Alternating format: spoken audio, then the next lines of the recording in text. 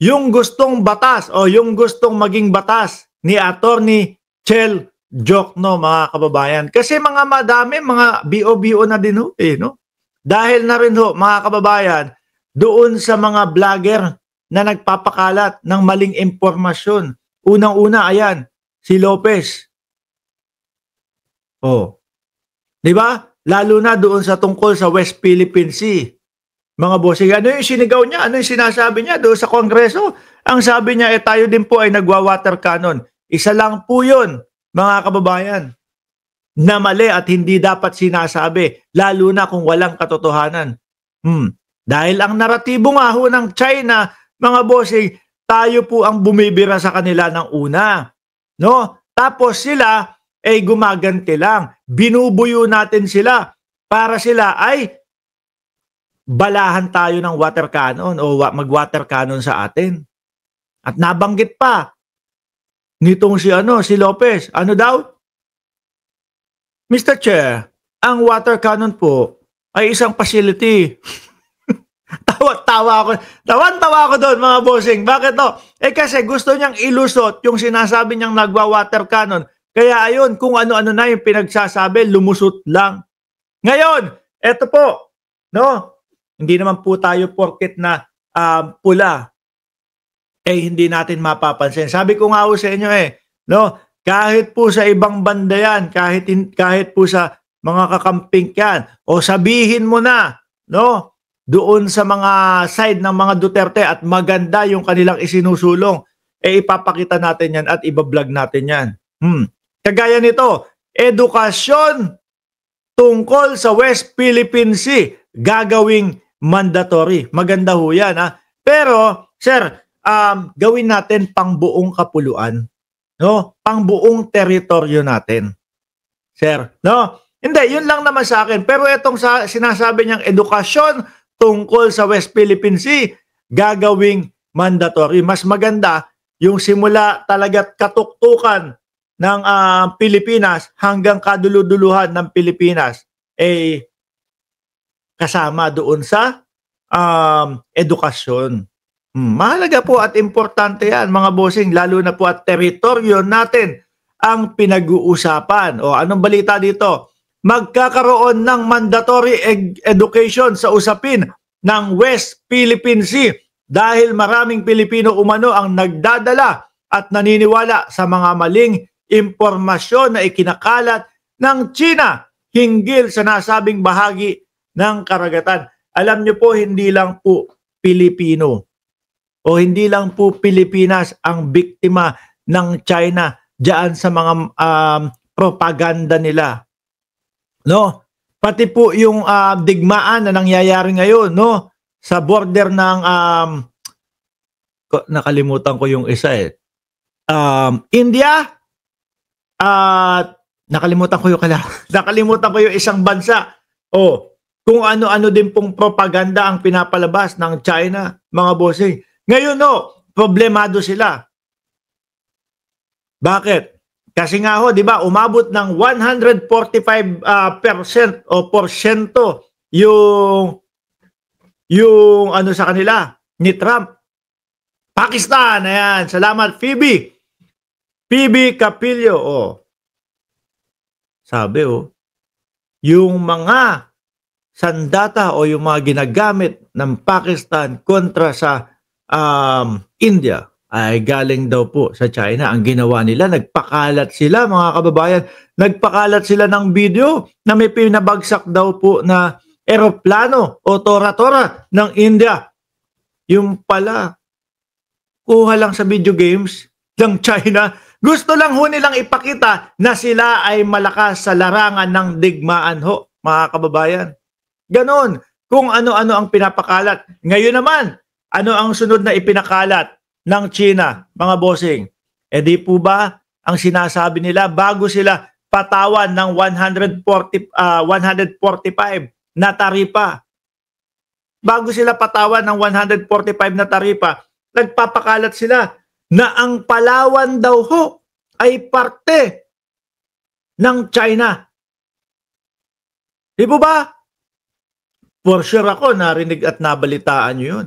Sabi nila, ang Palawan ay parte ng China base doon sa aming history. Base doon sa aming libro. Ganyan ho, mga kababayan. Kaya pala, no, nung panahon ng dating Pangulong Duterte, nagkalat ang mga Chinese. Nagkalat yung mga, merong mga birth certificate na mga Chino na may birth certificate ng Pilipinas. Tapos, dabalita din ho, mga kababayan, na malalaking lupain doon sa Palawan ang binibili nung mga may peking birth certificate, no, na mga China, na mga Chinese. Yung pagkalaki-laki ho, siyempre pag binili mo, tapos ano gagawin nila? Pag napuno nila yung Palawan na yan, malalaki. Alam niyo naman po, parang buntot ng Pilipinas yun di ba? Babakuran lang nila yung dito sa banda sa taas. Ay nako. Since madami na at malalaki at puro Chinese na yung nakabili ng lupa doon, babakuran lang nila yun. Bawal pumasok. No? Bawal pumasok. Ganon. Mark, correction lang. Mandatory, ibig sabihin, gagawing batas yan. Kaya pangkalahatan yan. Pangkalahatan yan. Yun. Hindi, I mean, pangkalahatan po, hindi lang po yung sa West Philippines simula tuktok ng Pilipinas hanggang sa dulo ng Pilipinas at side by side. Pag dinagyan nila yung Palawan, bawal pumasok ang sino man dito. Private property, wala na po mga kababayan. Kaya pala, merong mga malalaking barko ng China doon sa gawing yun. Di po ba, mga bossing? Kaya po, itong pamumuno ni Pangulong Bongbong Marcos, itong administrasyon ni Pangulong Bongbong Marcos, napaka-importante po sa ating mamamayang Pilipino. Bakit to, mga kababayan? Tingnan nyo naman yung mga nabubuko, yung mga gawaan ng mga birth certificate, yung mga gawaan ng mga peking birth certificate to, mga bossing. Para masupil yung mga ganito. Di ba? Tama lang po itong sinasabi na gawing mandatory education ho, mga kababayan. Gawi at ituro na mandatory. Ito pong tungkol sa ating mga teritoryo. Bilang Akbayan Party List, ayan, 3 ang nakuha ng Akbayan na silya po o upuan sa House of Representatives. Bilang Akbayan Party List representatives, no? Sa darating na 20th Congress, isusulong po natin ang mandatory education dito sa West Philippine Sea sa lahat ng level ng paaralan. Kasi madaming nabubudol. Madami mga napapaniwala, mga bossing. Tingnan nyo ngayon, panahon ni Pangulong Bongbong Marcos. Wala po tayong nakikitang mga kulay pula na malalaki at mahahabang mga tarpaulin dyan sa mga footbridge. Wala. Di ba, mga bossing? Nung panahon ng dating presidente, Duterte, Junel Junior Domingo, salamat sa iyong super sticker. Appreciated, sir. Nung panahon ng dating Pangulong Duterte, nagkalat yan. Di ba? Nagkalat yan, mga bossing. Diyos ko. Pula, kulay pula. May sulat na Chinese. Nakasulat, Philippines, probinsya ng China, province of the Philippines. Ako ngayon, dati, ang iniisip ko, eto paumanhin mga kakamping. Ang iniisip ko, yung mga kakamping, mga dilawan, ganun pa ako dati.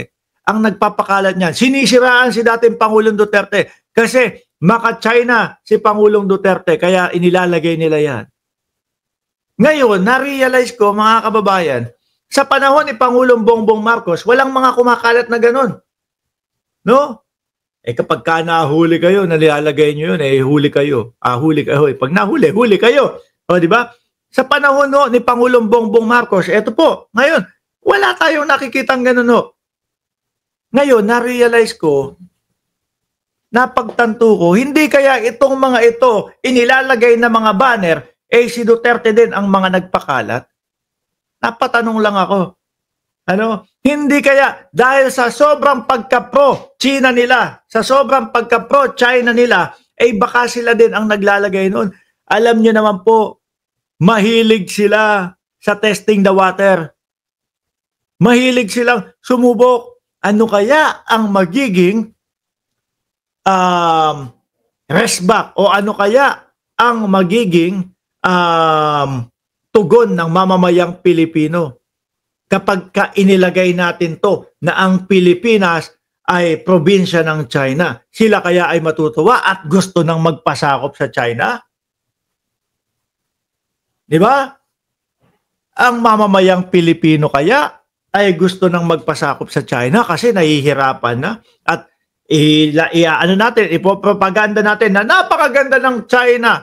Oh, maganda naman ho talaga. Sabi sa akin ni Boss Mike Cervera. Sila, di ba, pumunta sila diyan, nagkausap-usap sila, pumunta sa China. Kaso ang layo ko kaya hindi nakasama. Di po ba? Yung mga ganun, panahon lang ni dating Pangulong Duterte, ay example ng testing the water nila, 3 Duterte sa Senado. Inaantabayan na nila kung ano ang magiging reaksyon ng sambayan ng Pilipino. Negatibo yung naging reaksyon. Ayun, hindi tinuloy. Pero kung naging positibo po ang reaksyon ng mamamayang Pilipino noon, mga kababayan, malamang ho, sa Senado sila nagsiksikan, silang 3. Malamang ho, may work from Hague sa Senado. Mukhang ang mangyayari, work from Hague, no? Doon sa Davao. Ewan ko lang ho, kasi hindi papayagang hindi makapanumpa ng physical Di ba? Yun lang yung naano ko. Kaya okay ito para walang malinlang, walang mauto sa mga ganito, mga kababayan. Mas maganda yata maging US state tayo kaysa maging probinsya ng China. Ayun, isang ganun lang ni Trump doon sa taripa nila. Nagsaraduhan yung mga malalaking kumpanya. Pero ang ginagawang propaganda ng China mas lumakas daw po sila kasi mas tinangkilik daw ang kanilang produkto ng mga kapwa nila, mga Chinese.